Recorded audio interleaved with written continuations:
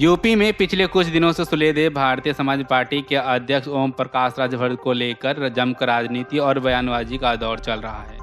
कभी ओम प्रकाश राजभर अपने विपक्ष पर जवानी वार कर रहे हैं तो कभी विपक्ष उन पर निशाना साध रहे हैं।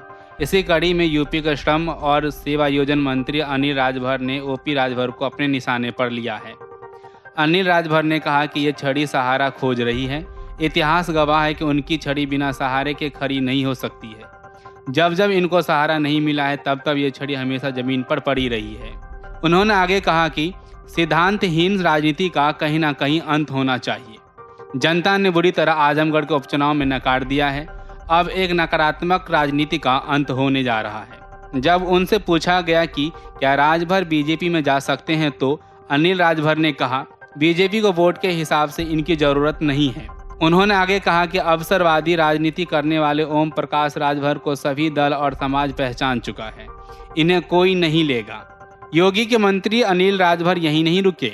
उन्होंने आगे कहा कि केवल अपना और अपने बेटे के लिए राजनीति करते हैं। समाज प्रधानमंत्री नरेंद्र मोदी के साथ है। बीजेपी को इनकी जरूरत नहीं है। इन्होंने हमेशा एक सहारा खोजकर अपनी राजनीति की दुकान को चलाने का फैशन बना लिया है। अब समाज इससे उब चुकी है। साथ ही उन्होंने कहा कि समाजवादी पार्टी के बेमेल गठबंधन को टूटना ही था। आपको बता दें कि राष्ट्रपति द्रौपदी मुर्मू के समर्थन के लिए जब सीएम योगी ने डिनर पार्टी लखनऊ में रखी थी तो इस पार्टी में ओम प्रकाश राजभर और शिवपाल यादव भी शामिल हुए थे।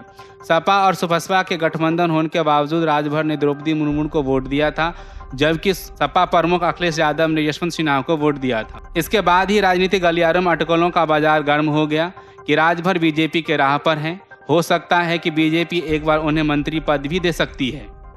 तो वहीं सूत्रों का कहना है कि राजभर को लेकर ताज़ा अटकलें यह हैं कि अगले एक सप्ताह के अंदर उनकी मुकाबला भाजपा के केंद्रीय नेतृत्व से होने वाली है, जिसमें यह तय होगा कि आम चुनाव 2024 में साथ साथ चलने के लिए राजभर की किस तरह से प्रदेश की सत्ता में समायोजित किया जाए।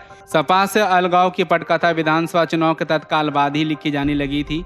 दिल्ली में भाजपा नेता धर्मेंद्र प्रधान से मुलाकात के बाद राजभर की नज़दीकियां फिर से भाजपा के केंद्रीय और प्रदेश के नेताओं से बढ़ने लगी। इन नज़दीकियों की हर सूचना सपा मुखिया अखिलेश यादव को हो गई थी, जिसके बाद से उन्होंने अहम फैसलों पर राजभर को साथ लेने से परहेज करना शुरू कर दिया। राष्ट्रपति चुनाव में सपा और सुबसपा की दूरियां सतह पर दिखने लगी। इन चुनावों ने अलगाव की इबारत लिख दी थी, जिसकी इति श्री सपा प्रमुख अखिलेश यादव ने राजभर को गठबंधन से आज़ाद कर दिया। Video desk amarujala.com। डाउनलोड करें अमर उजाला ऐप और पाएं खबरें लगातार। अगर आप ये वीडियो YouTube पर देख रहे हैं तो हमारे चैनल को सब्सक्राइब करें और बेल आइकन को दबाना ना भूलें। अगर आप Facebook पर ये वीडियो देख रहे हैं तो हमारे पेज को लाइक करें।